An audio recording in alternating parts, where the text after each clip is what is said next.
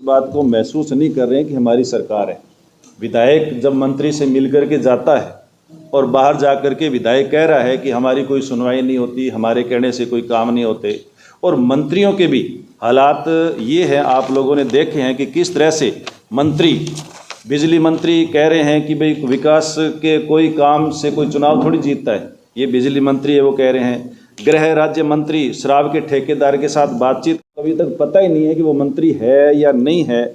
और उसी तरह से सरकार की स्थिति ये है कि मंत्री एक एसएचओ पर प्रेस वार्ता कर आरोप लगाते हैं कि अभी तक कोई कार्रवाई नहीं हुई। या तो एसएचओ पर कोई कार्रवाई नहीं हुई या मंत्री सही है, एसएचओ सही है, अभी तक सरकार है वो तय नहीं कर पा रही है। ऐसे ही सरकार के एक विधायक और पूर्व मंत्री अनीता बघेल एक अधिकारी पर आरोप लगाती हैं कि इस मामले में नए अधिकारी की कोई सुनवाई हुई, कि कार्रवाई हुई, नए विधायक अपने आरोपों से है वो यानी अलग माना है। और राजस्थान के अंदर बिजली पानी जो एक महत्वपूर्ण और बड़ी साधारण सी बात है, ट्रांसफार्मर नहीं मिल रहे हैं, 6 घंटे बिजली जो किसानों को मिलनी चाहिए वो पूरी नहीं हो रही है, बार बार कट लग रहे हैं, बार बार है वो यानी किस तरह से कट लग करके शाम को जब आम लोगों को बिजली की ज़रूरत होती है उस टाइम पे भी कट है वो लग रहे हैं। और इस तरह से आप लोगों ने देखा कि पिछले 1 साल से एक भी कृषि कनेक्शन है वो ये लोग अभी तक जारी नहीं कर पाए हैं। ढाणियों की कनेक्शनों की फाइलें वो कितनी इनके पास पेंडिंग पड़ी है। तो बिजली का बहुत बुरा हाल है। और बिजली के हालात को, बुरे हालात को लेकर के विधानसभा के अंदर भी बार बार कितना हंगामा पिछले बजट सत्र के अंदर भी हुआ है, आप लोगों ने देखा। हालांकि मंत्री ने अलग से मीटिंग बुला करके बड़े आश्वासन दिए, लेकिन वो सारे के सारे आश्वासन के आश्वासन है।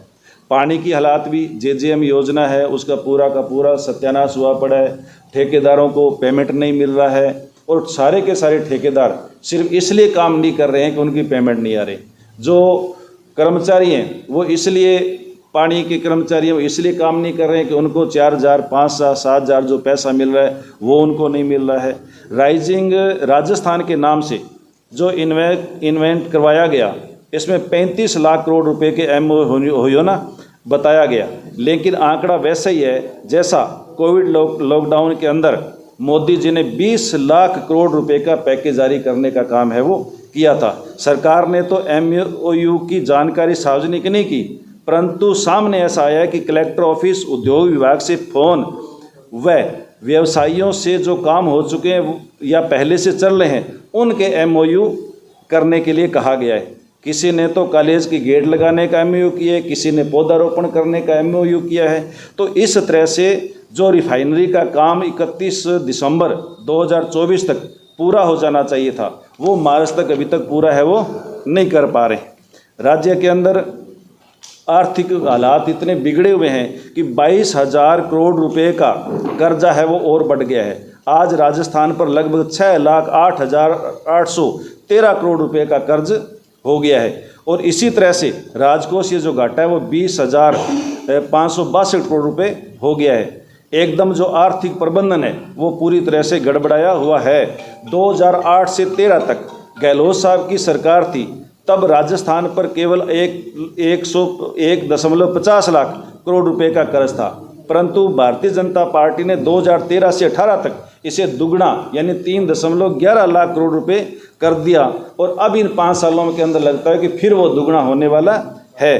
तो इसी तरह से राजस्थान प्रदेश के अंदर हमारे जो विदेशों में पढ़ने वाले बच्चों के लिए जो स्कॉलरशिप है वो पूर्व मुख्यमंत्री अशोक गहलोत साहब ने जारी की थी। आज वो बच्चे बाहर पढ़ रहे हैं और आप लोगों ने भी इस बात को छापा है कि किस तरह से वो बच्चे ये कह रहे हैं कि हम भीख मांग करके वहाँ अपना टाइम पास कर रहे हैं, उनको स्कॉलरशिप है वो नहीं दी जा रही है।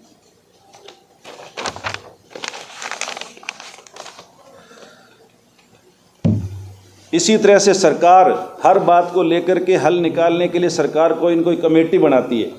ज़िले के लिए आपने कमेटी बनाई, 1 साल हो गया, उसका क्या रिजल्ट आया, कितने ज़िले आप रखेंगे, कितने ज़िले आप हटाएंगे, आज तक ये तय नहीं कर पाए। ये जब चुनाव होते इन्होंने कहा कि जो कॉलेज बने हैं उनको रिव्यू करेंगे।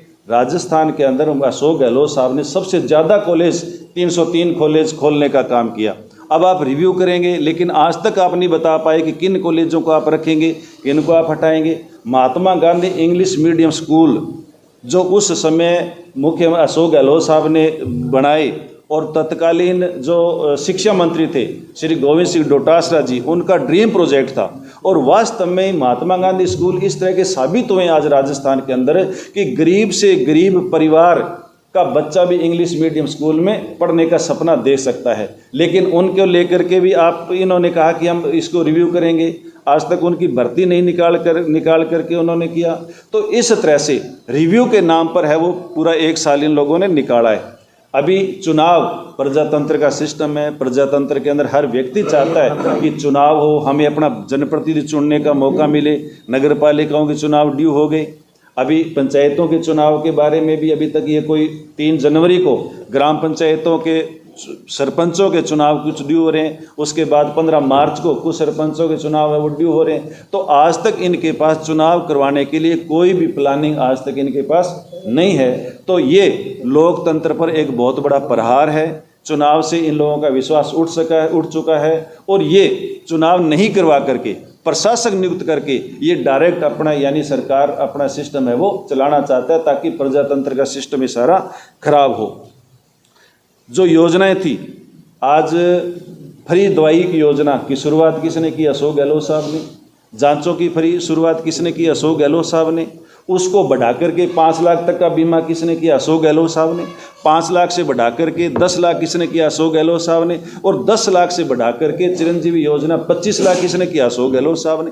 आपने उस 25 लाख को नाम आपने बदल दिया, लेकिन आज आप देख रहे हो कि किस तरह से यानी गरीब लोग हैं वो भटकते घूम रहे हैं, उनका कोई भी किसी तरह से इलाज है वो नहीं हो रहा है। और पेट्रोल डीजल के बारे में तो आपने बता ही दिया आपको कि किस तरह से आपने वायदा किया था कि हम दूसरे जो पड़ोसी राज्य हैं उनके बराबर हम पेट्रोल डीजल का भाव करेंगे, लेकिन हम पेट्रोल का भाव है वो 10 रुपये का अंतर आज भी राजस्थान और पड़ोसी राज्यों के बीच में है।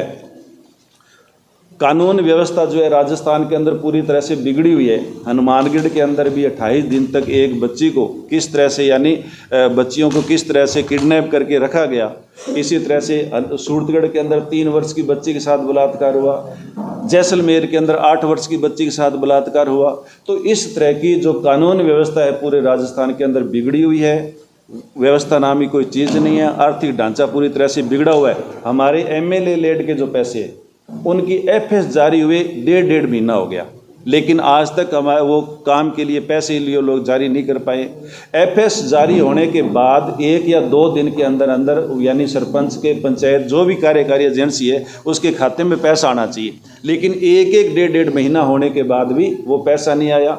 विधानसभा के अंदर आप लोगों ने किस तरह से देखा कि विपक्ष के जो विधायक है उनके सवालों के जवाब मंत्रियों के पास नहीं है। मंत्रियों के पास सवालों के जवाब नहीं है।